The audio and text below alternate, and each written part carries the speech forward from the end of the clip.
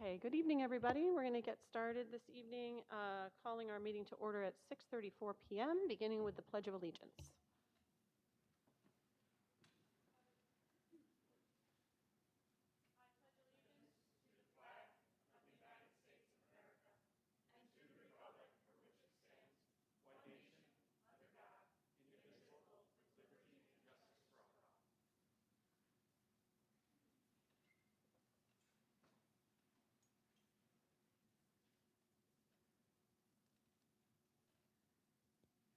Okay, our next item is our recognitions each month. The board likes to recognize students whose contributions or achievements are outstanding, employees who go beyond the call of duty, or community members whose generosity is greatly appreciated. So this month we are pleased to recognize, firstly, the boys varsity soccer team, a member of which happens to be sitting at the table with us. So congratulations, Santino, and all of the guys on your team. They were runners up for sectional champions, correct? Yeah, so good job. We want to say congratulations and best wishes to Mrs. Tracy Stryker. She is retiring this month after 12 years of service with our school district. So we appreciate all of her time here and everything that she's brought to the district, and we certainly wish her a happy retirement. A couple of things that aren't in here, but I will mention is just a shout out to the DCPTA for the annual Halloween bash, which I heard was a success. And to Ms. Labarge, who I think is back there. I'm sure you had the same experience that I did. I had a lot of parents telling me how excited and happy they were, and families to be able to watch their kids walk around the track in their costumes for Halloween this year. So that was really cool. And to our village residents and our fire department here in Delancey for hosting a safe and a place to get warm on Halloween on Friday night. So anybody else have anything that they wanted to say? Okay, all right. Next item is just a discussion of this evening's agenda. Are there any changes to the agenda? Serena? No? Okay. Any questions or comments about this evening's agenda? Okay. Our first resolution of the evening, be it resolved upon the recommendation of the superintendent, the Board of Education approves the agenda for the regular meeting of this evening, November 4th, 2025. May I have a motion? I'll motion. Thank you, Francis. A second? I'll second. Thank you, Sarah. Comments or questions? All in favor? Aye. Aye. Any opposed? Any abstentions? Okay, next item is public comment. And I do have, yes, a couple of folks out there that said that they were interested in public comment. Great. So I will read our policy. I don't unless we have people that want to talk. So public comment section. The board encourages public participation, at board meetings during a specific portion of the agenda entitled Privilege of the Floor, public comment. Public comment section is not the time or place to register complaints about individuals or items that have not first been addressed through proper channels with those closest to the issue, such as a teacher, the building principal, the superintendent, or other appropriate party. Individuals making statements during Privilege of the Floor are expected to be courteous and respectful, modeling for our students how one can participate and have their voice heard in situations where there is agreement or disagreement with others' views. If members of the public have gone through proper channels and still wish to discuss a matter with the board, they can submit their comments in writing to the board clerk. At its discretion, the board may invite visitors to its meetings to participate in the board's discussion of matters on the agenda. The public comment section is an opportunity for residents and residents only to address the Board of Education. Should take place, only takes place in the portion of the agenda designated. Let's see, I don't think I have to say all the rest of that. Does not permit public session discussion, individual personnel or students. So to keep that in mind as well. And I think that's all I need to say. So is it Dana?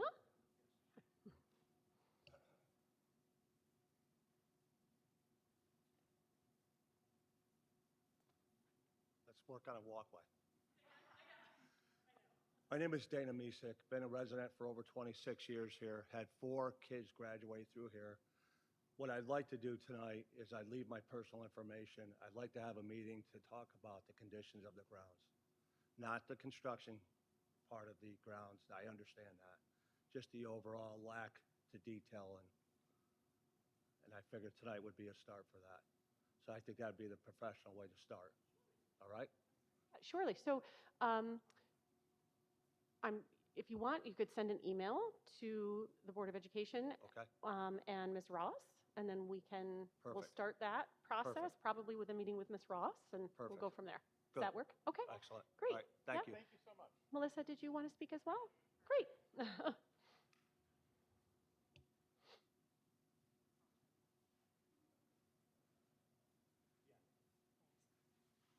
So, Melissa Masick, I just kind of want to piggyback off of a little bit of what Dana was talking about, but my concerns are more with the inside of the building.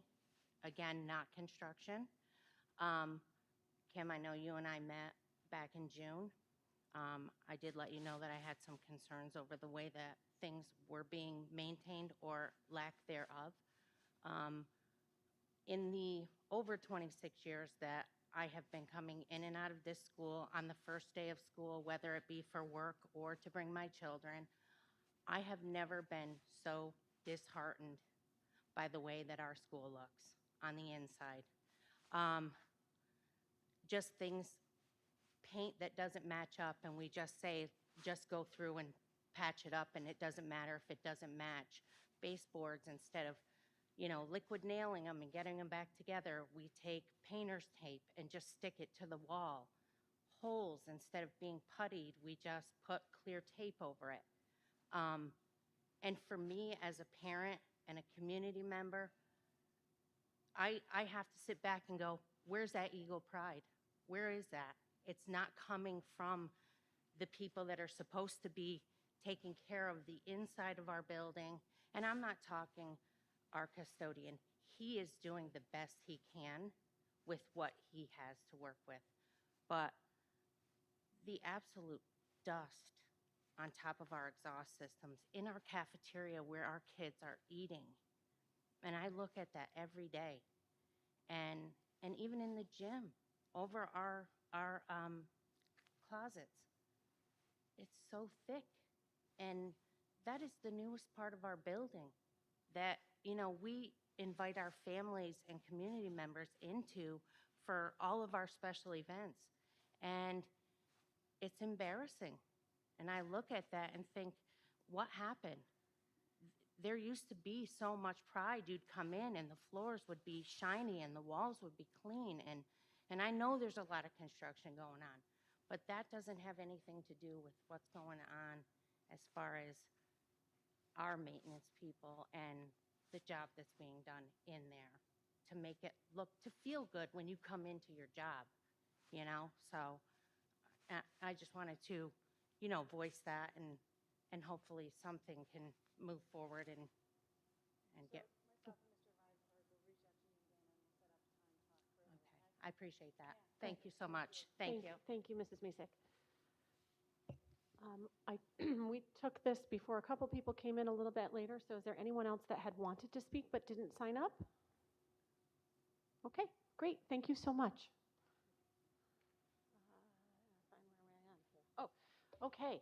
Our next item is that I get to give the ex officio student board members oath of office to our second student board member, Santino Bailey. It's here. Hold on. I have a lot of papers today. All right. I know, but I have to stand up, so I'd rather have it on the paper. All right, so Santino, I'm going to ask you to stand up with me. All right. All right, and you should have a paper of it as well. You're going to repeat it after me, so if you want to hold it so you know what I've said, that's okay as well. So, Sure. all right, so Santino, ask you to say, I do solemnly affirm that I will faithfully serve as the ex officio student board member of the Duanesburg Central School District Board of Education.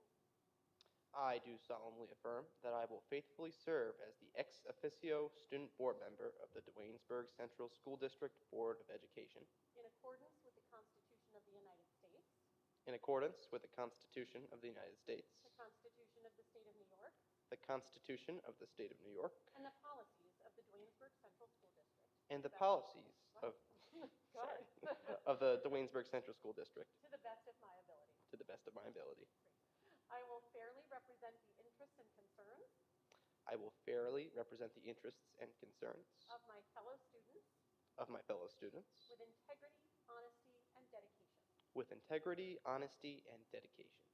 I pledge to uphold the values of our school community, I pledge to uphold the values of our school community, to listen with an open mind, to listen with an open mind, and to contribute thoughtfully to discussions. and to contribute thoughtfully to discussions. I recognize the importance of my role in advising and informing the board I recognize the importance of my role in advising and informing the board on matters affecting students. on matters affecting students. I will strive to be a positive role model and a leader, I will strive to be a positive role model and a leader, setting an example of respect, responsibility, and civic engagement for my peers. setting an example of respect, responsibility, and civil engagement for my peers. I will perform my duties to the best of my ability, I will perform my duties to the best of my ability, always striving to enhance the educational experience for all. always striving to enhance the educational experience for all.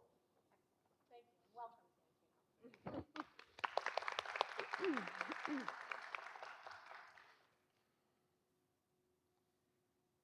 Okay. Next up, we have minutes, excuse me, from our last meeting. Be it resolved upon the recommendation of the superintendent, the Board of Education approves the minutes of the regular meeting on October 7th, 2025. May I have a motion? Thank you, Alyssa. A second? I'll second. Thank you, Ray. Comments or questions about last meeting's minutes? All in favor? Aye. Any opposed? Any abstentions? Okay, we have several presentations for everyone this evening, and we're going to start with our advisors, Kendra Shadina and Dana Kamer, about positive culture in our school.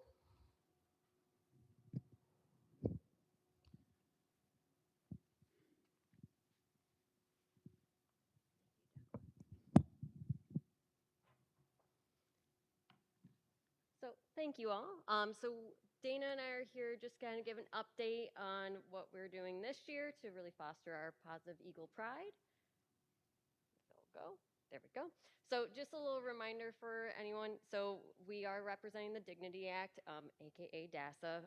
The shift has been towards Dignity Act just because of the stigma of DASA over the years. So New York State really has shifted to calling it Dignity Act over the DASA, but we will respond to both.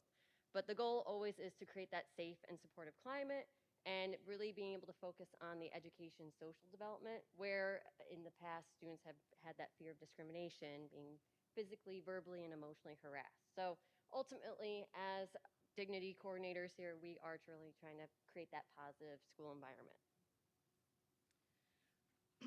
So as part of our efforts to promote a positive and safe school climate, we feel that it's important that our staff, students, and families share a common understanding of what bullying truly is.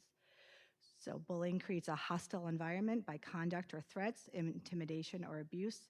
It may cause emotional harm, physical injury, or interfere with students' educational performance. Bullying can be based on race, color, weight, national origin, ethnic group, religion, religious practice, disability, sexual orientation, gender, or sex. Many situations in schools involve conflict, teasing, or bothering, but not all meet the definition of bullying. As I will speak about later in our initiatives for the school year, making this distinction helps us respond appropriately and teaches students effective problem-solving skills. So as Dana mentioned, there has been a shift over the years. So it's about the impact it is to the student. So some students have a little bit more impact to what others might say to them. So where some might be a dandelion and it doesn't affect them, whereas other students, what is said to them might take a little bit more elevate the concern and really shows that impact. So we did provide the data over the past couple years. So we did find last year we did have an increase in number of complaints. So there was 9 total. 3 of those came from the elementary school and 6 of them was from the high school. 4 were founded. So 1 in the elementary school and 3 in the high school. So that's just over the years. Now there might be pieces that we do address that are not formal DASA complaints. However, anything that comes to our concern that even if it isn't documented formally through DASA, we do address them, and we go through with different character education efforts based on the patterns that we see. So in this, right, so the process itself, so when we receive a complaint, we start the investigation within the first 24 hours. And part of that is we interview anyone who's involved, so the victim, the aggressor, any witnesses in the situation. We document all of that. And what we do is we end up looking through a lens. So in our DASA coordinator trainings, they gave us a very helpful tidbit of the impact on students. And we use that checklist to see, okay, is that a founded issue, or is it something that's unfounded and still should be addressed, but maybe not through that formal channels? So when it is founded, we do go to the administrator for that consequence. And if there is no consequence because it's unfounded, we still brainstorm, how can we address the situation? So those can vary. Sometimes it can be a counselor meeting, mediation, separation in classrooms, and along with the formal, can be a suspension, can be an after-school detention type of situation. So we do create a little variety in that depending on what the situation calls for. So some of our initiatives for this year, ongoing trainings for DASA coordinators. All staff are trained at the beginning of the year as well. We have our Google site with resources in our streamlined form on our website. We have DASA presentations ongoing throughout the whole school, and specifically on bullying versus bothering, like I spoke about before. I will be doing a presentation on that starting next week with UPK through 5th grade. The elementary school, we are rolling out an SEL program called Fly 5 and continuing with our zones of regulation. Both of these programs are intended to enhance student well-being, strengthen positive behavior, improve self-regulation, emotional awareness, and social skills with our students. We are also introducing character ed for elementary and secondary students, which are essential life skills that help build healthy relationships, help manage conflicts, and contribute positively to their school environments. We are going to start in 3rd through 5th grade, focusing on empathy, communication, problem solving, respect, listening, and responsibility. And then in the middle school. And then we're building on those same traits in the middle school and high school. So we're using those, but we're also, again, like I said, the pattern. So if we're starting to see like a conflict resolution issue, or we just recently went in, talked about what does it mean, like how can you be mean or rude? Like what are you doing for that, and how to fix it, and how to be more kind. That was one thing that we looked at specifically for 8th grade because that was a pattern we were seeing. So we are looking at trying to be timely with those pieces too, to really make it so that the grade level that we're pushing into, it's something that we're noticing, we're trying to address it so that way we can prevent for further situations from happening. So that's something that we're really trying to continuing to increase our programming, making sure that students are heard too, because they'll come and voice and be like, this is a situation that we're experiencing. How can we really help that? So that's something that overall, I will say the Google form has been really positive. I've heard a lot of positive feedback from community members about the ease of it. So that's kind of helped too for really getting our efforts across the board. But questions, comments, concerns, thoughts?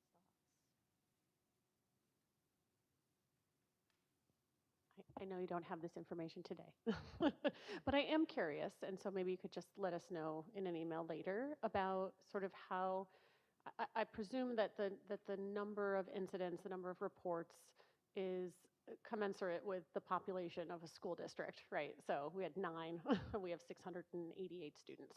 But I am wondering sort of how we are measuring up against other comparable districts, and just how this is going in general across our area.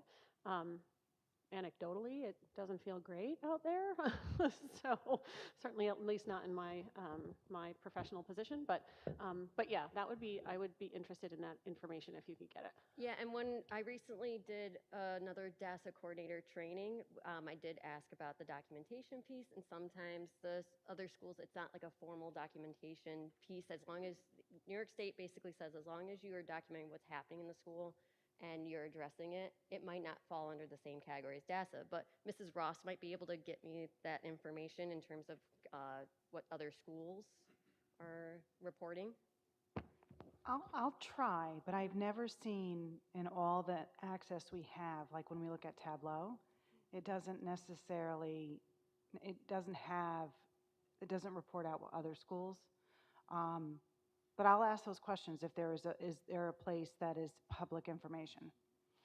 The state takes the SSEC report every year in July, and depending on how many SSEC, it's the old VEDA report, violations you have each year, they use that to gauge if you are a predominantly high-risk school when it comes to violence. So DAS is one of those indicators. That would be the only thing, but it doesn't, I'll see what I can find out. I have a quick question. Do we practice restorative justice here at Duanesburg? We And what are they? We do. It's just we don't. It's not advertised as, hey, this is restorative justice. But those mediation situations where you're not getting a punitive punishment, right? Like after school detention, suspensions are punitive. When we have those conversations with students, when we do conflict resolution, when we have students when they like if they broke something and they end up helping the teacher fix it. Those are those restorative practices that are typically what you would see. They're just not labeled that. Right. Because a lot of times research has shown that if there is an environment where there are bullies, chances are the bullies themselves are suffering. And what sort of recourse do we follow up with identified bullies to make sure that they are okay? Because they're our students as well. Do we have an extended program to sort of hurdle help, not just the victim but the person who is engaging in the violence or the language or anything like that? Yeah, and that I would say so in majority of these situations. Now I don't have the actual numbers for this, so bear with me on that. But majority of our situations, when we have a bullying situation, they are required to still meet with one of our counselors. So whether that's through like sometimes Dana would do a social group with students, or sometimes they meet with like Mr. Presson or Mr. Meckel, Mrs. Goebel. So we do try to follow up with those mental health concerns because, like you said, a lot of times there's a rooted behavior with that. So that's why we usually try to work really hard with that piece. It's not just always that punitive piece because we know punishments don't always work. That's when we usually see a repeat behavior if you're just constantly giving those punishments. So trying to balance that out and figure out, do you know how to treat others with kindness? Do you know the words to use? Because also with lots of research that shows that if there's a restorative justice piece and there's a counseling of the bullies can actually turn around and become the student's biggest allies. And that's I think that's integral to creating and supporting a student-led sort of non-bullying act here. But it really starts with, I think, and studies have shown that it starts with also following up, supporting, making sure that individual is okay as well. And that's part of putting out the fire of destructive and distractive environments that is everywhere these days. So true. Any other questions? Okay, great. Thank you, Well, Ms. thank you Shadina. all. Thank you, Mrs. Kamer. Okay, I think I stole a little bit of his thunder, but Coach Simpson is here to talk about our athletic update for fall sports. I don't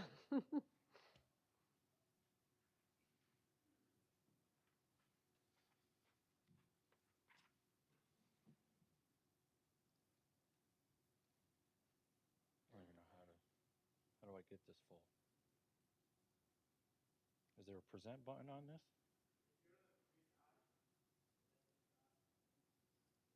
Thanks. So it's kind of funny doing the fall athletics recap because we have a couple teams still going. The fall season is as quick as it is. Some of these sports are, for example, I'll talk about cross country. They're going to be probably running in the snow here shortly, but we're still going. And if you look at it, we have a total of 18 fall teams, which at a school our size is it's a lot. 7 modified, 4 JVs, 7 varsities, total of 141 students are playing athletics of some sort. I'll talk about the merged teams in a minute, and then Unfortunately, I can't put the scholar athlete teams up there yet because the first quarter hasn't ended. That ends this week, grades next week, so they'll be updated anyways when we get them, but typically, fingers crossed, just about all of them get it. Talk about the modified and JVs. We had the 7 total mods with boys soccer, girls soccer, 2 volleyball teams, which is good, boys and girls cross country, football. The 4 JV teams with the boys soccer, girls soccer, and volleyball, football. Out of those merged, I said I was going to talk about it. We got girls soccer that is merged, football is merged. We have cheer in there as well that I'll talk about. And you know, I can sit up here and talk about the 18 different teams. We'll be here all night. But it's always impressive to me, the modified and JV age, just seeing the kids learn and the coaches taking that on to teach that. Because, you know, winning's important, but bringing the kids back is also important. And I think our coaches did a great job with that. To talk about some of the squads, we had cheer with Burnox this year, 2 members, as you see them right there. And in their competition here the other day, it was this past Saturday, they finished runner-up with the rest of the section, which I thought was great. Varsity golf is the quickest season I think I've ever seen, which makes sense. But they finished 9-2. And looking at the squad, we had just enough. You know, you have the 6 golfers with the 7 there. But going 9-2, their only losses were to the bigger schools, which sometimes you just outmatch. But you only have 1 senior in that group. So to have that level of competition and compete at the way they did with only 1 senior in a young group that's quite the, you know, accomplishment by them. 5 out of 7 players got first team all WAC, and 4 out of 7 qualified for sectionals. So, you know, and first year head coach Grady was amazing. He did a great job with such a young squad and the challenges that comes with a young squad. Brett, do they do sectionals for golf in the spring? Or do they, So did the they already do states it? Oh, doesn't really states are in make the sense, spring. but it's Okay. what they do. So you compete all fall. Right, If you win sectionals, that's Okay. great. You're going to golf again in May. right, okay. So That's what I thought. that's just the way it goes, you know, weather and sunlight dictate it. But if you make it to the state level competition, it's in May. So it's in the spring. But the sport itself is just a fall sport. Yep.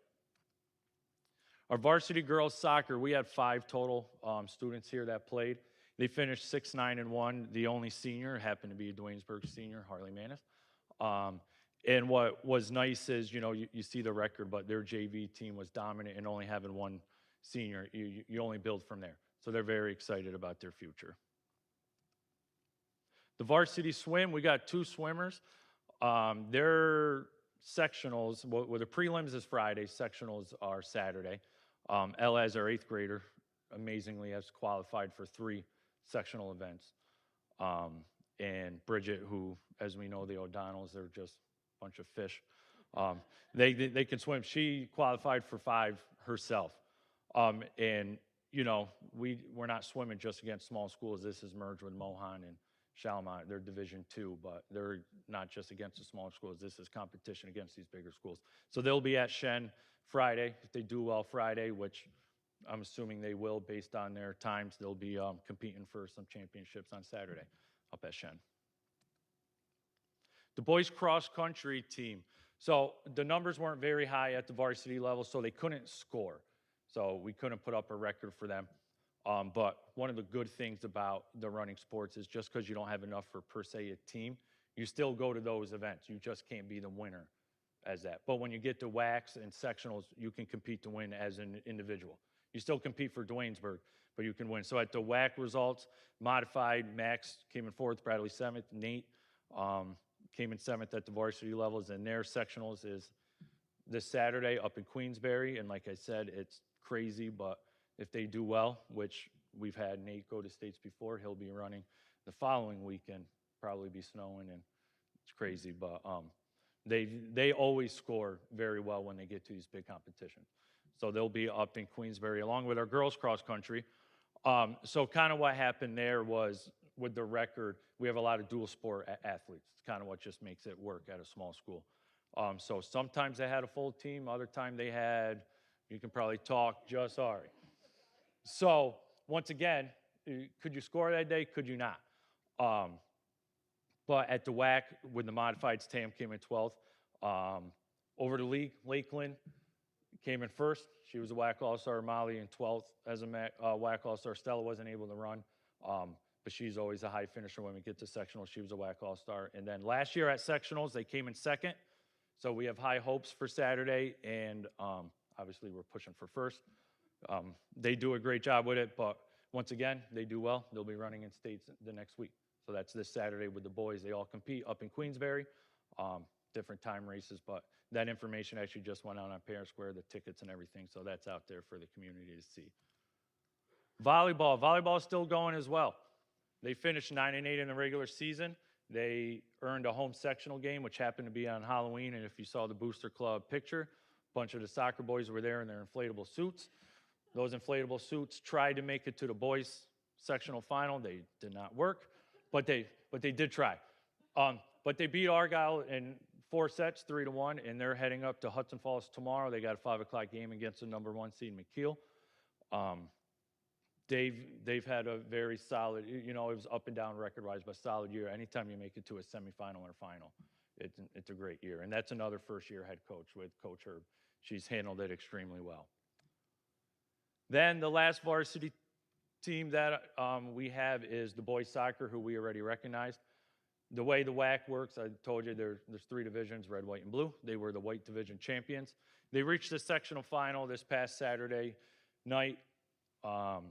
And from what I've heard, that was the 3rd time in school history that they made the sectional final. And on the run, they beat the 11-3 and #2 seed. And I asked a player today how many times Maple Hill has won it. That's their 27th sectional championship. So they just ran into a buzzsaw. But they played extremely well. The run was incredible. The community showed up for them that night. So they had an awesome, awesome run.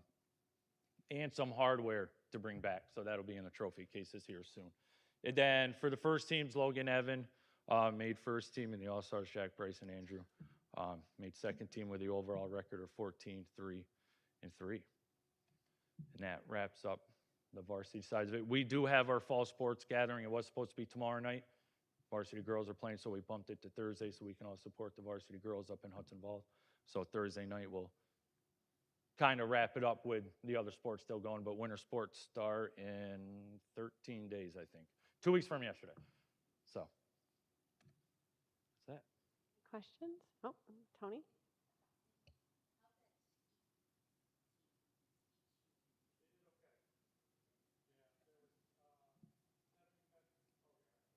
Good call. I don't know Brett, how much did they communicate with you? Okay. No. There were 7 competitors, one of them from Chalmont, so 6 kids. Brand new team. It's an incredibly individualized sport, and it is a sport that people with a lot of experience do better. So they were 7th out of 7 in their group, division, league. I haven't quite figured those words out yet. But it was a really exciting year, and it'll happen again in the spring. Yeah, and Steve Largetoe is hoping to make it so that more people can access it, because first time out it was tight. It was long days. All right, any other questions? All right, thanks, Brett. Thank you. Appreciate it. Congratulations, you two. Thank you. Over here, sitting at the table. Nobody's listening to me. It's fine. It's fine. It's fine. I'm talking to you, ex officio student members of the board. Congratulations. All right. And you're up.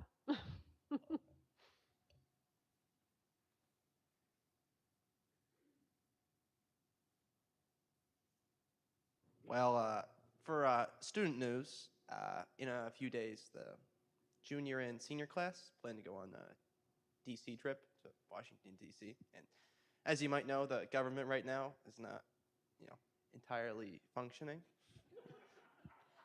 So there was some concerns about the itinerary. A lot of the attractions that were originally planned were government funded, like a lot of museums, like the Smithsonian and everything. So thankfully, there's a new itinerary with a lot of alternative options so that people get their money's worth with that.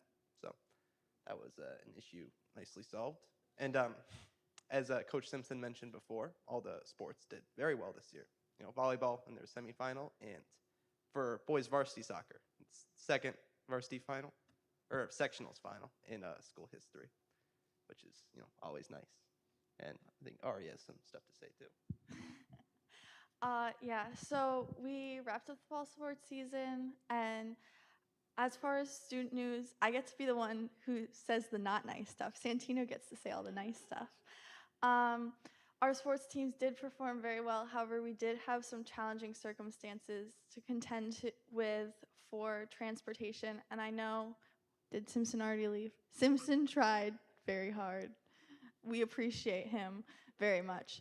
But we did have a lot of issues with transportation to games and meets. We had lots of last minute cancellations, lots of coaches coming to find people to be like, our time has changed, we're leaving right now, which obviously is not ideal. We don't want to miss a bunch of instructional time, but a lot of that had to happen just to make sure we got to where we needed to be on time. So that was something that we were contending with throughout the fall sports season, trying our best to get power through it. But things happen. The other thing that I wanted to talk about was we had the PSATs. All of our juniors, some sophomores, some seniors did sit for the PSATs. It was rescheduled from its original test date because we had a bunch of internet issues with the original place they were taking the test, which again, it goes back to losing instructional time and just chaos, because I know many people were very nervous for that. It's a very stressful time, and to have that rescheduled and then have to reset and get ready to do well again is a stressful thing. So we have had some issues with that, and we also have still had issues with email whitelisting and getting sites whitelisted on our school devices.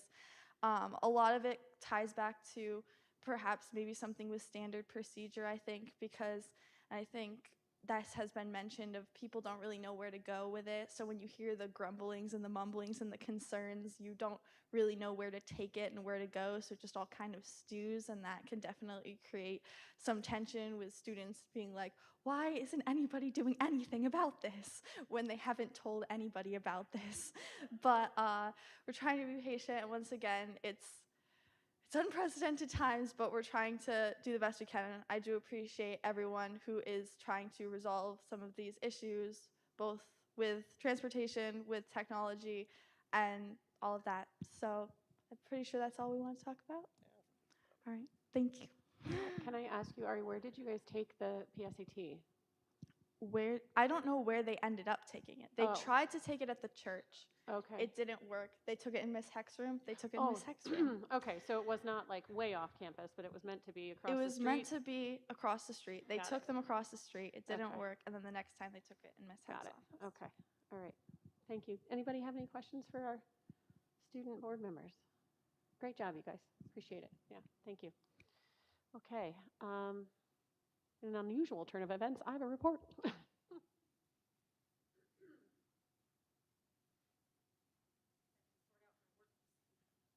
it on here, Jeff? Is it on here? My screen? Yeah, but I don't know which one is mine. Do I have to log in? I was really hoping that it would. Oh, okay. Where's that? Did somebody close everything? All right. Yeah, it's on my Google. It's on the Google Drive. Sorry.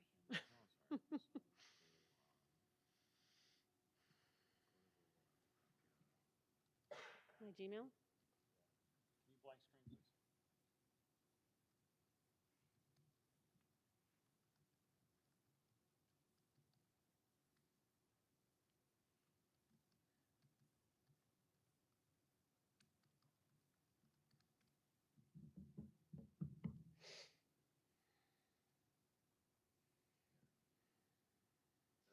And then where's those little three buttons they said I could do? So this is actually your slideshow. Oh, I just hit slideshow. Oh, great. Okay, got it. Okay. You can pull that back up now, Declan. Thank you. All right, great. Okay. The reason I have a report is because we have been really busy as as a board, and also as myself and Kim. So a few of the, I just wanted to tell everybody sort of what we've been up to.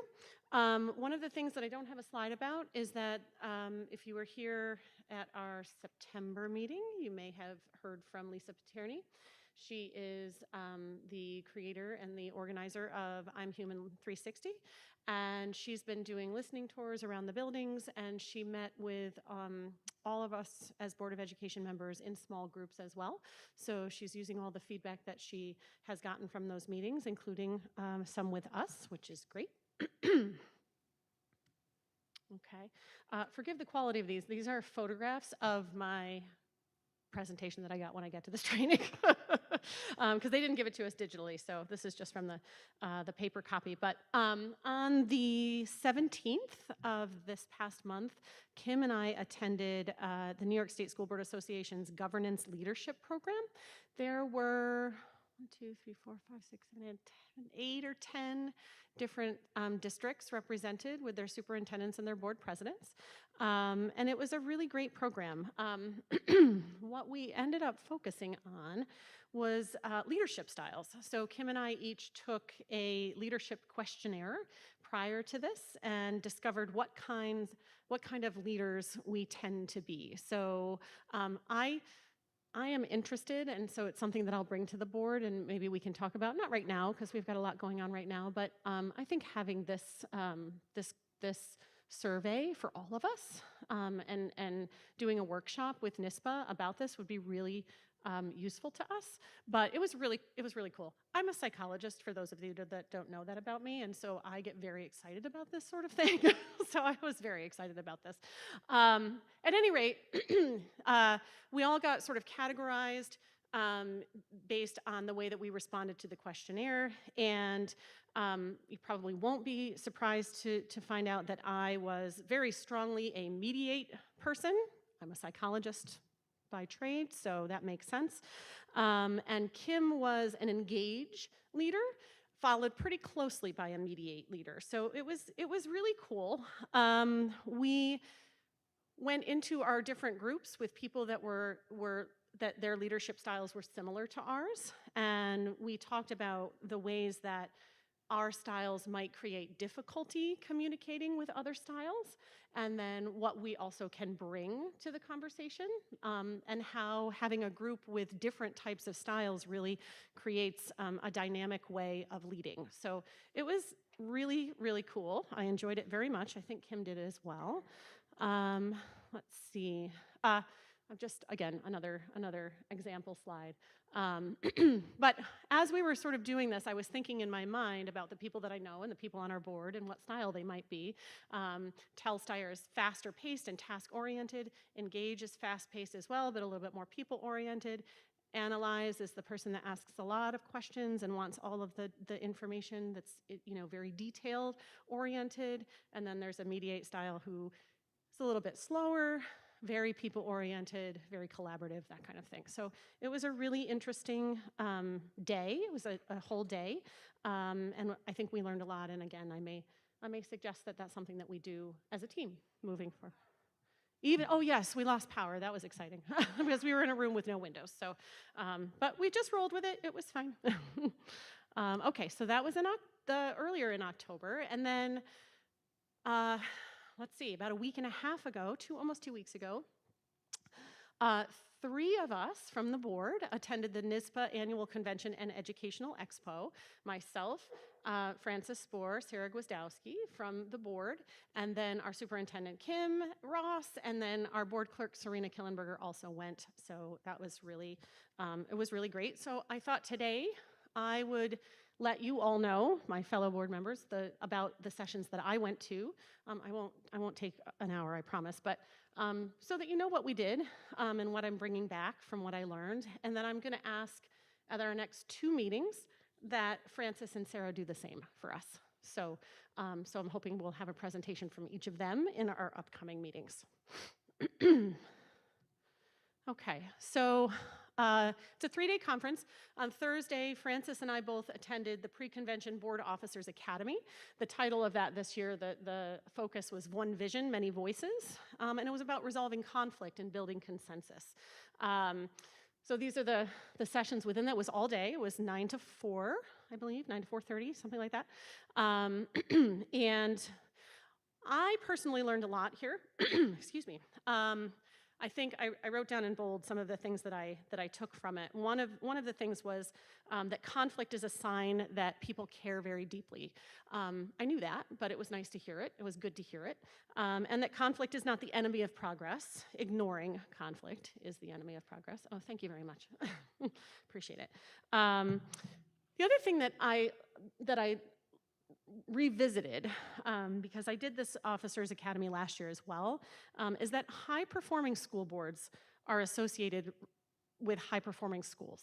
So when school boards are working well and working well together and have a common vision, the district does better and the students do better in their academic achievement, in their social emotional growth, et cetera. So we're here sort of at this table talking about things at this sort of high level. But it really does matter because when we're functioning well, students will function well also. And it's just good to know that. We talked a lot about building consensus and sort of understanding when you're building consensus that, so for instance, when you hear, excuse me, a board vote yes and everyone votes yes, that means that we've likely come to some consensus. It doesn't mean that we're rubber stamping. It means that everyone has agreed to move forward with whatever decision has been made. So it was a, excuse me, it was a really helpful day, and I think I'll bring a little bit more detail in our next board retreat so that we can talk a little bit more about the things that we learned there. One of the other things that came from that, consensus, that's the other thing I wanted to say. They sort of boiled it down to 3 steps. I understand, I can accept, it may not have been my first choice, but I can accept what's being decided, and then I will support, right?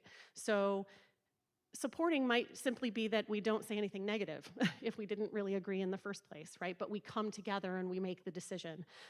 Or acknowledge that if I didn't initially agree, I can be supportive because I understand that we all came together with the same vision, with the same goals, and we came up with a decision together, right? So it was a good reminder for me and a really helpful meeting. We also talked about board self-evaluations, and I do intend to implement this year. So we evaluate our superintendent, and in so doing, we require her to evaluate herself. And within our school community, our administrators are evaluated by our superintendent, and they are asked to evaluate themselves. And we do evaluations, but we don't evaluate ourselves, or we haven't historically. And I think that we could benefit from taking some time and reflecting and considering what we're doing well and what we want to do better, right, moving forward. So again, something for you to look at later, but they discussed how we might go about a board self-evaluation. There are lots of tools. I'm not going to use SuperEval, I promise, don't worry. And so in that light, I also intend, Francis and I intend to meet with each of you as individual board members. I'm hoping by the end of the calendar year, I'm going to do my best. It's a busy time, obviously, but Francis and I have agreed that after doing all of this, that we really want to spend just a little bit of time with each of you individually and sort of take our temperatures individually, and then that'll help us kind of carry on and move forward as well. All right, and then on Friday, oh my goodness, I went to the keynote session.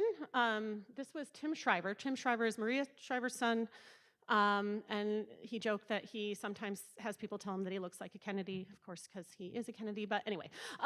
He discussed the concept of dignity versus contempt in the context of how we speak to each other. He's the co-developer of something called the Dignity Index. And again, reminder, I'm a psychologist, so this scale and talking about dignity spoke to me in a big way. So the Dignity Index, is a tool that they developed to score speech, to score communication along a continuum from contemptuous to dignified. And I'm going to talk a little bit more about it later because I did an extra session, but this intro was really great. I went to a do's and don'ts of executive session, which I always go to because I always need to be reminded what we can and can't do. We're going to be going into executive session later today. We talked a lot about what's permissible for executive session. It's very specific when we're really only allowed to go into a meeting for everyone else's awareness, right? And for specific things. Everything else we conduct in public, right? So reminding me so that I can then remind all of us how to manage that. What's permissible, what's not permissible, what we can talk about in email and what we can't, things like that. Making sure we protect people's confidentiality, et cetera. And then later in the day, I did the Dignity Index, a deeper dive. The woman that ran that, excuse me, works for the company that I think produces that scale. But it was a really powerful session. So I have a couple of slides. I totally lifted them from their slideshow, so I'm giving them credit where credit is due. But just an idea of the differences between contempt and dignity, that contempt is a feeling of disdain or disgust for another group, where we treat another as vile or worthless, right? That's at the lower end of the continuum.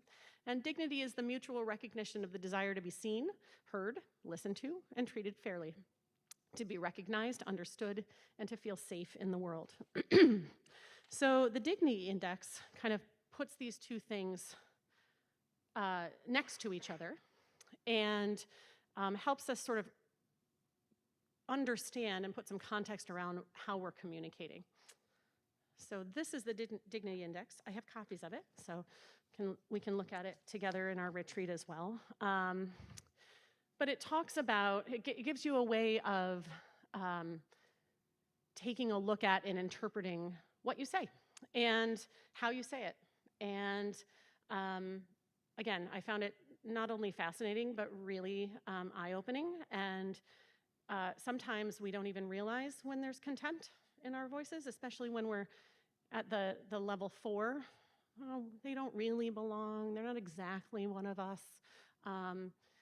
It's still not a dignified way of treating another person. So this was a really, really great, of course you can get the index and they can come and do trainings and all the things, but which we probably won't do anytime soon. But it was really powerful and really interesting. So I'm happy to share more about that at our next retreat as well.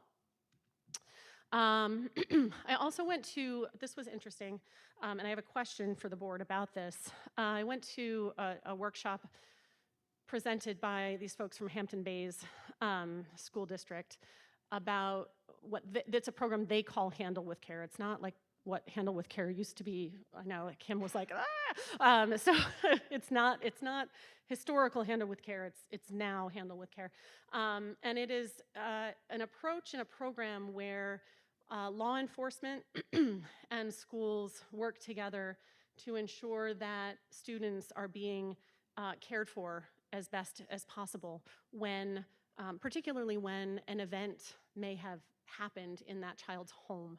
So essentially what happens in this program is that if, and it's across, within the county, there are several quite a few school districts. So if law enforcement were to respond to a household within a school district, that school district is notified, we went to a house, this address in your district. They don't know necessarily whether there's a student enrolled in school, but the school knows whether there's a student that's enrolled that comes from that household. And then it simply says Handle with Care. So there's no information about what happened. There's no breach of confidentiality. There's just a notification that, hey, there's some stuff going on for this student. And what was really, again, powerful to me was that, and I think we can probably all recognize that we've been there, it is, if I had only known, right, that there was something that just happened for this family or something was going on in their lives, I would have seen this situation differently. I would have understood this situation differently. And we're moving toward trauma informed, we'll talk about that later too, but we're moving towards trauma informed support for students, and so this is sort of a step in that direction. So the program, I believe we can get through Cornell Cooperative Extension. So something to think about, you don't have to answer right now, but it is free. And we do have an SRO, but we don't have something as specific as this. And it might be something that other districts in our area might be interested in as well. So I can look into it further if you guys want me to. Again, you can shoot me an email and let me know what you think, but it was pretty compelling. All right, and then Saturday morning was a student board representatives, more than just a mandate about our student board representatives. Again, sort of a question or something to consider. That maybe we circle back to this in the spring, not right now, but excuse me, they were talking about having a district leadership council that included the superintendent, the board president, and student board representatives, as well as at least one of the principals, to kind of help identify who those student leaders are as they're kind of coming up, and providing them with opportunities to be leaders, and moving them in the direction of perhaps wanting to consider being on the board. So that was a nice. It was nice. It was not quite as exciting as the others, but it was good anyway. But something we might want to do is consider putting together a council that includes you two, right? As we think about moving forward, what are we looking for? What students do you see with leadership potential? Maybe not always the ones that are always doing all the things, right? But some of those that are maybe quiet leaders. How can we cultivate that? So that was an interesting thing. And then lastly, Francis and I think, might have been the only ones that were there for this one, but this one was just incredible. This is Steve Hartman. He's from CBS This Morning. He does the On the Road segment on Sunday mornings. He had his kids there. He had he did Kindness 101 during COVID with his kids. And then they got a job for CBS after that. They kept going. So I thought, just for fun, because it's less than 3 minutes long, this is a follow-up on one of the stories that he shared with us. And at Wayfair, it was just the really holidays are here. and amazing. So I will share it with you. I know. Best friends stay best friends, no matter their differences or the passage of time. Steve Hartman has found. Okay, so as you can probably imagine, he did 3 or 4 of these stories, and one of them he brought, there's a doctor from Baltimore who was doing work basically pro bono, and he brought him on stage to help him with his talk. But it really nicely dovetailed with the opening about dignity and respect, and how that really does come together with kindness. And compassion. And so not a dry eye in that entire auditorium for sure. But it was a really good conference, and I appreciate the district's willingness to send us. I have a good time. I love to learn, so conferences are really fun for me. But I'm really also looking forward to hearing from Sarah and Francis, and Serena if she wants to, although I don't know if she wants to, about their experience as well. So that's all I got. Do you guys have any questions for me? All right.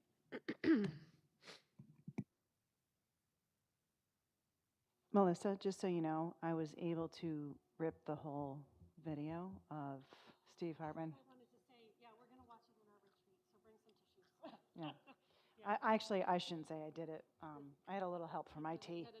An elf helped me get the video. All right. Next, we have superintendent's report. I'll be brief because I know we have a lot of presentations tonight. Just a couple things. We are going to be joining districts in Schoharie County on Monday for our Regional Professional Development Day. Usually those days, years ago, it used to be hosted here at Duanesburg when they worked on the Essential Ed. But with our construction, we've moved over to Cobleskill Golding Middle School. This PD day is for teaching staff and teaching assistants. Other staff are going to stay back, and they're going to continue the work with Dr. Paterni. and some other things that their building principals will have assigned to them. The PD Day is going to wrap around MTSS, which replaced RTI several years ago because it pulls in that social emotional component. We have a world-renowned speaker, Allie Hearn, flying in. She's actually quite reasonable. And she's a social worker by trade. I'm getting my water. Sure, you're fine. And then Meredith Madden as well. And then there'll be some breakout sessions, smaller group sessions for folks to sign up for. So that will be on Monday. CJ is going to be updating you all on the capital project, but I just want to let you know the upcoming vote and budget hearing. Met with Tricia today again, and she created a new link on her website to update the community on the capital project. I was looking at another district's website, and I liked the format of more of a bulleted with a Q&A, because I think research has shown that as humans we like grocery lists versus reading an essay. So she was going to update that, some really quick links. A postcard is going to be, going to print tomorrow to be mailed to the community, but we are going to have a tour. December 2nd is the hearing. We're going to have a tour at 5 o'clock. Anyone in the community is welcome to join to see the progress of what's happening here and talk about the next leg of this project. And then we did add today, we're going to do a virtual information meeting the day before. Lots of times, folks' schedules, there's conflicts. So on Monday, December 1st, it will be in the postcard on the website that will be a link. Anyone within the community can join and ask questions.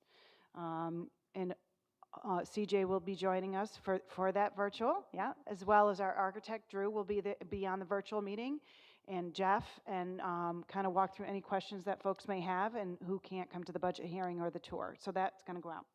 Other than that, the only thing I have is something personal. I am happy to say that that's okay. Very excited.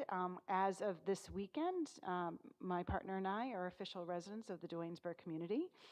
We may be living out of boxes, but we have a bed and a coffee pot. That's all you need in the world. He's over there right now trying to hook up a TV. But we're excited to be here.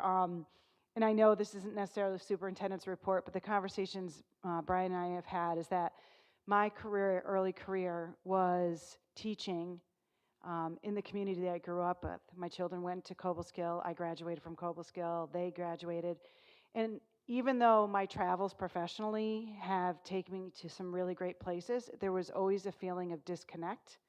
And I actually really missed walking through the grocery store and seeing students and families and catching up, and even if it, taking an hour to get through the grocery store for a gallon of milk.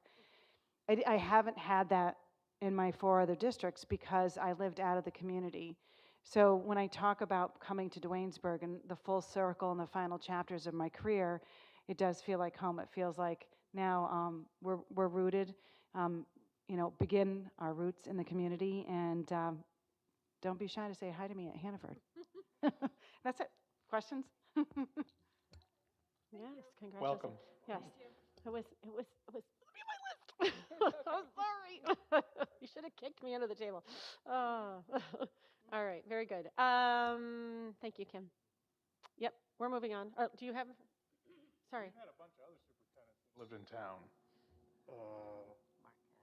Yeah, Lou lived here. DeFilippo. Yeah, so you're joining a good group. All right. Mr. Ivanberg, you're up.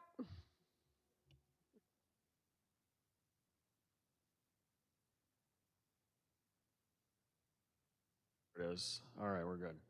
Okay, so tonight you will see that the reserve fund report is on board docs. This is an annual reminder of our reserve funds. So we use our reserve funds to save for future projects, acquisitions, and other allowable sources. It is a mechanism that is legally for saving money and to finance all part of an infrastructure, equipment, and other requirements for the district, to provide a degree of financial stability, especially in years when we could have budget challenges with the state's budget, with state aid, and to provide those budgetary options when we have to think about cuts instead of higher, raising taxes at a higher rate. So this is a list of all the reserve funds in summary here that you will see in the report. It also lists the amount that we have in each of one of the reserve funds. So one that we've talked about quite a bit recently is the Capital Reserve Fund, where we use that to fund phase one of the Centennial Project. It eliminated the need to borrow $6 million. And then the interest that was earned on that also eliminated the need to borrow another $400,000 for phase two. So it really allowed us to stretch our funding to make things a little bit easier for the Centennial Project. So that being said, we had established another one 2 years ago in 2024, another capital reserve fund. And this year, recently, we established a repair reserve fund report, or a repair reserve. So those two repair or reserve funds are actually established by the board at a certain dollar amount, and the capital reserve fund is actually established a certain number of years. So within 10 years, at a cap of $6 million is what the capital reserve fund was set for. So within 10 years, we would use, by 2034, we would use that capital reserve fund that was established in 2024. The repair reserve was capped at $300,000 and was also voted on not only by the board but also by the community at the budget for 25-26. Here's a list of the reserve funds that we do have. So you can see that there was a reserve for capital that was established for the Centennial, and you'll see that now we've transferred a lot of the money out. And at this point, it's dwindled down to almost nothing in order to fund and pay the bills for phase one. And then we had established some funds, found some funds in undesignated fund balance and put that into the reserve fund recently. And we also were able to save some money for repair reserve, which allows us to make repairs to our facilities. And a few of the other, so I won't summarize all of these because it is in the report for what their purposes are. But we were able to also fund recently at the end of the most recent budget year, the TRS fund. So because we had a good budget year in those unexpected funds that did come to us last year, it definitely helped us to be able to save for years that could be difficult in the future. And then this is just a look at what the most of the funds are in the capital reserve. Accounts for almost about half of the reserve funds that we do have.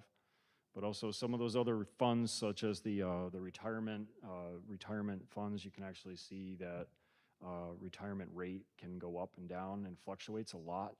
So saving for the TRS and the ERS funds, it definitely helps the district to be able to plan and not have to increase taxes when those rates do fluctuate, because it's not something that we can control. And there's some resources here, and there's also listed right on the report. There's some resources here, resources on the report that you'll find online. And that is it. Great. Thank you, Jeff. Anybody have any questions for Jeff? Question. Jeff, you said something about undesignated funds you found ended up where? Yep. So when we finished the year, we had undesignated fund balance that we were able to fund the reserve funds with, because we had more than 4%. So So we we had, were able from what our budget was, we still had more than Correct. 4% from what we budgeted for. So then we Mhm. took that money and put it into one of these reserve funds. That's correct. Which reserve fund did we put it into? That was in the TRS and in the capital reserve and the repair reserve. So we split the sum total between those two reserve funds? Between the three, that's correct. Oh, three. Okay, thank you. Yep. And that was actually at the, I believe it was at the August meeting. Is Yeah, it that was pretty correct? recent. Is it yeah, it was either August or September. Just to clarify, the TRS is the retirement? That's correct. Okay. Yes. So they came out with that allowance. In 2019, we were allowed to establish a sub-fund, the TRS reserve fund, in addition to the ERS. So the TRS is a fairly new fund for everyone.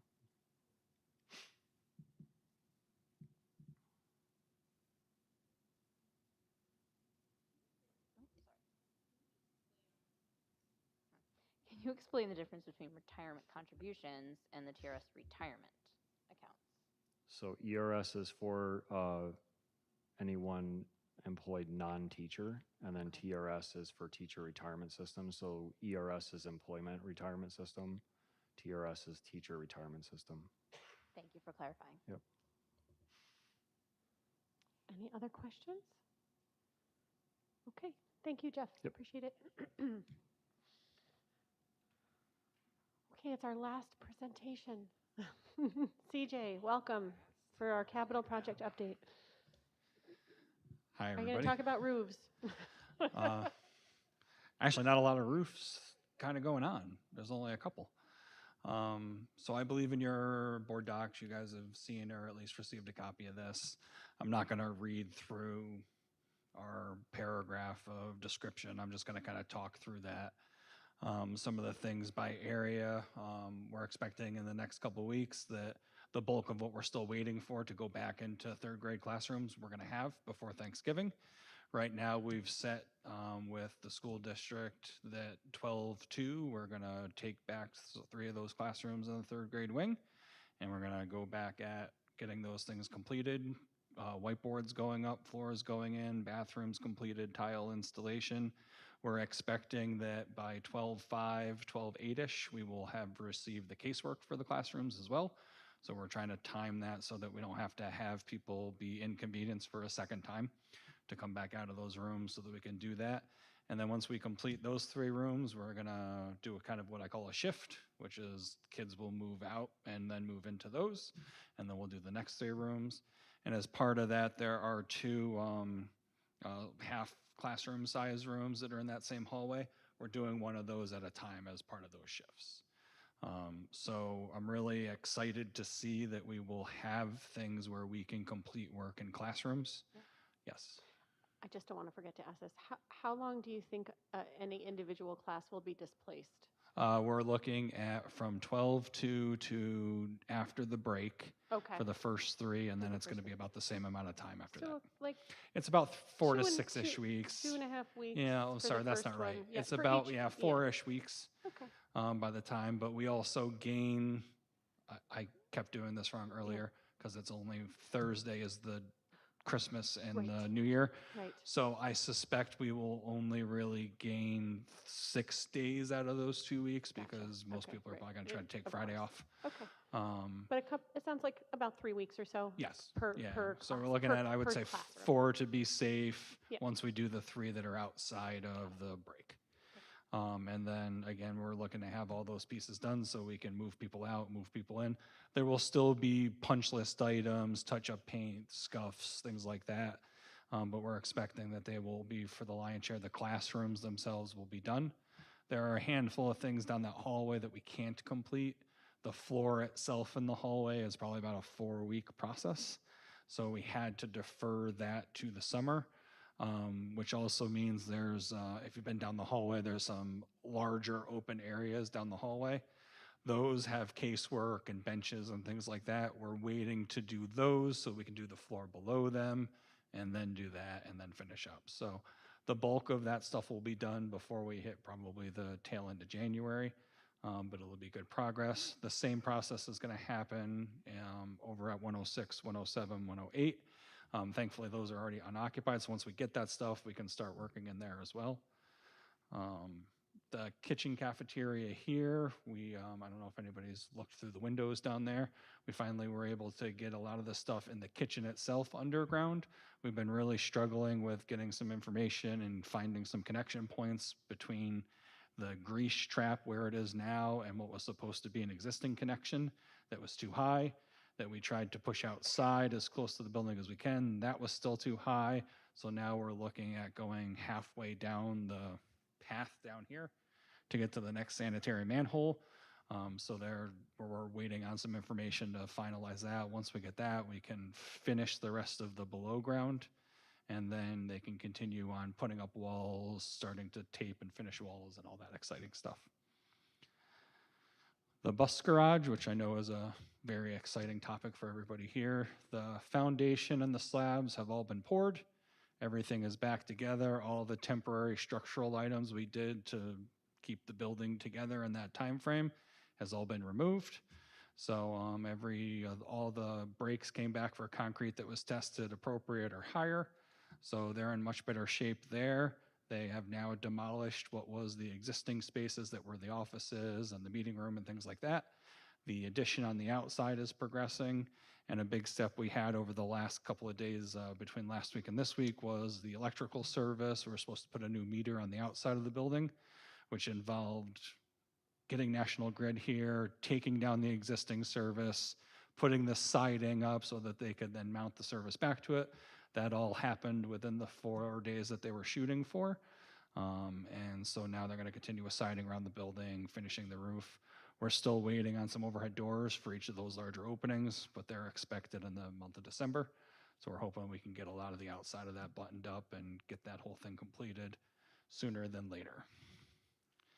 I'm going to have some pictures at the end of this. Again, some of the challenge we've been having is we're still waiting on material items and then that underground piping that we talked about at the cafeteria. So a couple of small wins, or at least small wins for me, was earlier in October, we were able to get the BenQ boards in. There was no real reason to wait to put those up for classrooms. We knew the teachers were needing them. So those went in around the Indigenous Peoples holiday there. So this is your current kitchen area in the high school. So it was a considerable amount of work to get everything from what was the backside of that wall really turned 90 degrees. It looks way worse than it is. Every project always looks like this, I promise. But you can see the impact of everything. I mean, every drain underground, piping through the ground, electrical items through the ground, and then they have to be backfilled, compacted, tested, and all that fun stuff. So even with all those checks, there will inevitably be some sort of issue somewhere in this process again, and we'll continue to work through those issues as we go. Students, I feel that you should share these photos with your colleagues. Now you know why we're not eating in the Surprise. And now you know we have an archaeological dig happening in our cafeteria area. The nice thing that's been happening is there are other things that can be done in the cafeteria that have been being done as far as we can go. A lot of the duct work that's been in the cafeteria itself, not the kitchen sections, that's been put up. A lot of the heating piping, plumbing piping, domestic water, electrical circuits that could go in have been installed. We're finding less and less things that are issues with the building in this particular section. Sorry, I didn't want to be too much of it out loud. But, we're hoping that as we get all the materials, get through the floor, we can start to catch up now and gain some speed and get through those items. Now you're looking at what was the foundation pour. So I don't know if everybody remembered the pictures of the contractor grabbing the foundation, crumpling it in his hand. That whole section that was exposed along the front and to the corners of each of the sections here where the front is, those were all stripped out. The foundations were checked. The foundations were in good shape. They were suitable to put foundations back on. We installed foundations, then they came back and then poured the interior slab. So, sorry, I'll take a step back. They poured the foundation. We took samples of that to test it for structural integrity, make sure it hit compressive strength. They poured the floor, samples of that again, same process, making sure it gets to its strength.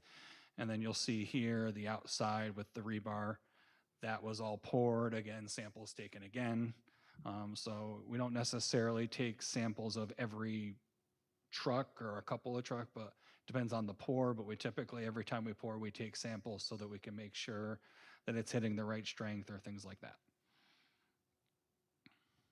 And then you can see sheathing on the outside of the building so that they can install insulated metal panels. And then on the mezzanine area, they've been working through getting the new boiler installed, all the duct work. They're moving the IT server up there, things like that.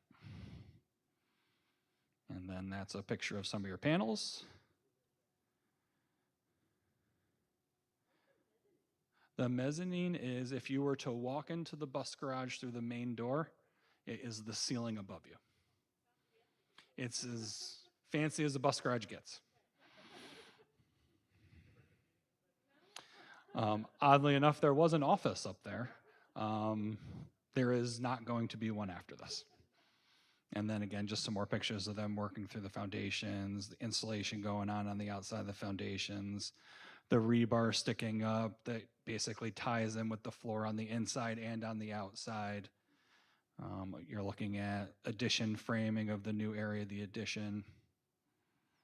So I think a couple of things I just want to add. You mentioned students. If there are students that are interested, or if there are people that want to learn more or see pieces of this, I do that stuff all the time. I'm happy to do that if there's a handful or a tour that wants to be done. It's things that we'd probably do after school. It's probably a little bit better that way. Also, I don't like to do it when they're actually working because there's just too much stuff happening. But those are things we're happy to talk about, or if we can help in any way, we're happy to do. Any questions for me? This just kind of occurred to me. If you're talking about in that third grade wing, emptying the kids out, putting in the flooring and the painting and all that stuff, putting them back in, Mm-hmm. modern materials that are used in education building, do they outcast? Is that something that we need to build into the timeline? So the nice thing is that everything is low or no VOC, okay? The bad thing is I have yet to find a material that doesn't have a smell. I have never been on a project where somebody hasn't ultimately, it's not that they're complaining, it's that everything has a smell. A big thing typically, Francis, is when we do roofing, everything is low or no VOC. I mean, it's all printed on it. We have all that information in the MSDS sheets. You smell it. There's no question you smell it. And there's no amount of here's information that necessarily will help in that it still smells bad. So the answer to that is everything is low or no VOC. Even paints are no VOC, but they all have a smell. So again, if we're finding things that are affecting education, right? We don't want to have to create a bad space. If those things are starting to happen, then that's a different conversation to have, which has happened on this project. We were doing some roofing over at the elementary school. It was really loud that day, or it was the 17th day of it being too loud and people finally had enough. That's totally understandable. Kim called me that day, said, hey, you gotta stop these guys. We can't take another day.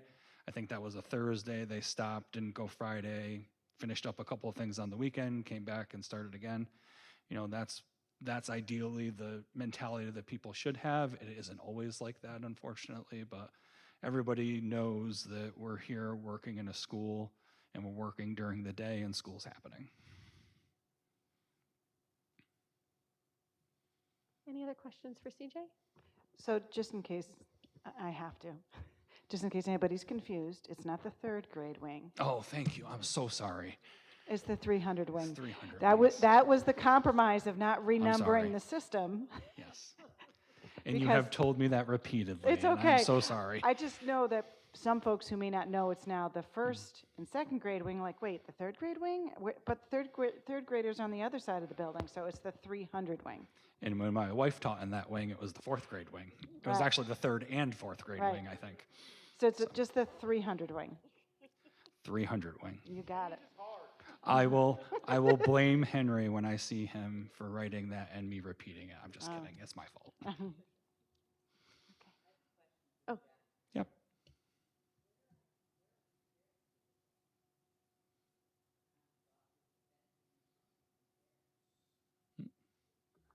I'd like to thank Shelmont for allowing us to bring our buses down into their garage. So Jeremy's been driving buses down to Shelmont, and they've been very helpful to allow us to use a bay when he needs to use one. There have been a couple of times when he can't drive the bus and he has to do repairs in the parking lot, but it's been interesting, and so yesterday he had to take one of the trucks down to Shelmont and they also been using his tire machine and all that too down there. So yeah. So I didn't see in a report, are we paying them? Or how is this working when we are bringing our buses to Shelmont? So we're not paying them. They didn't ask us for anything, and they're helping their neighbors. That's great. Yeah. So Yeah, that's cool. yeah.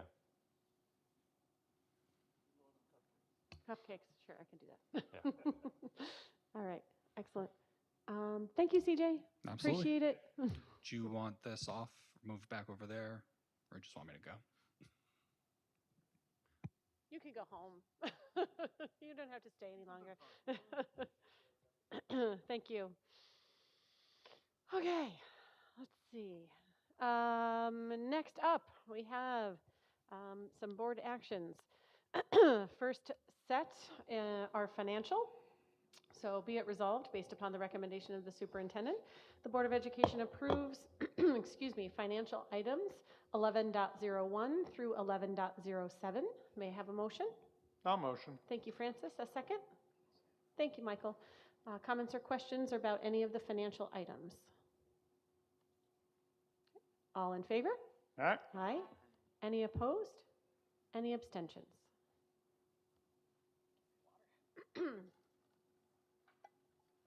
Okay. Next, we have our instructional personnel. Again, be it resolved, based upon the recommendation of the superintendent, that the Board of Education hereby accept approve instructional personnel items 12.01 through 12.03. May I have a motion? Thank you, Tony. A second? I'll second. Thank you, Ray. Comments or questions about instructional personnel? I'd just like to welcome our new art teacher to the district.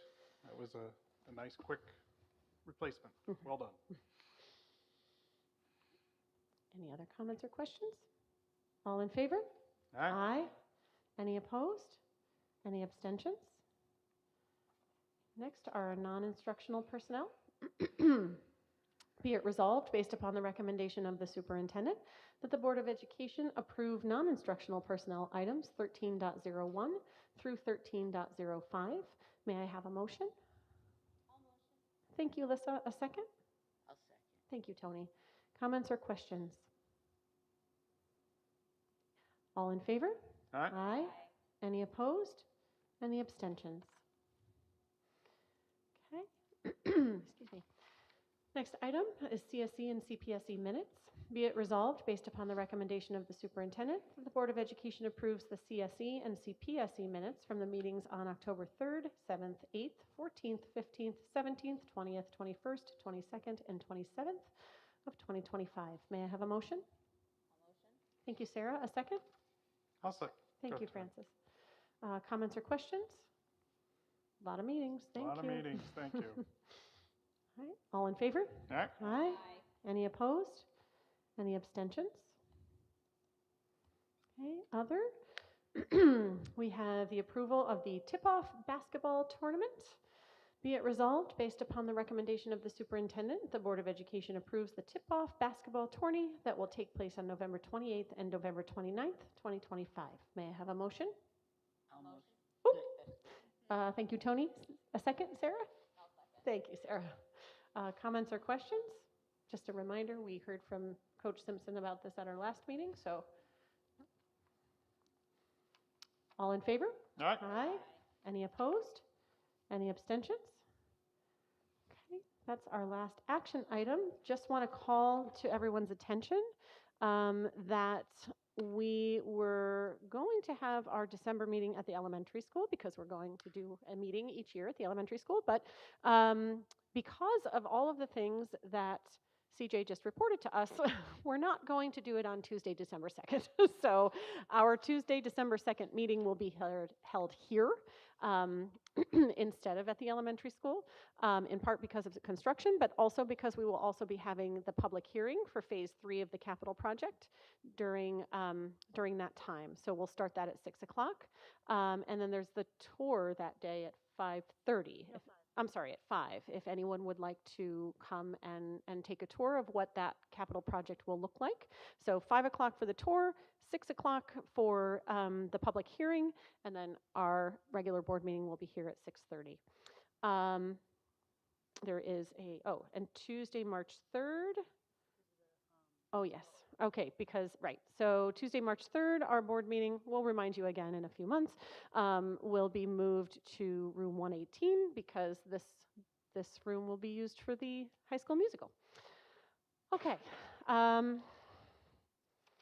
Next, the board will be entering into executive session. I will do a motion for that momentarily, but just letting everyone else know that is out there. Thank you so much for being here. We do not intend to come back to open session, so have a lovely evening. Happy Thanksgiving, and we'll see y'all next month. May I have a motion, please, to enter into executive session to discuss matters leading to the discipline of a particular employee, as well as contract negotiations? I'll motion. Thank you, Francis. A second? I'll second. Oh, Michael. Thank you. All in favor? Aye. Any opposed? Any abstentions? Okay. All right. 8:00. Thank you all.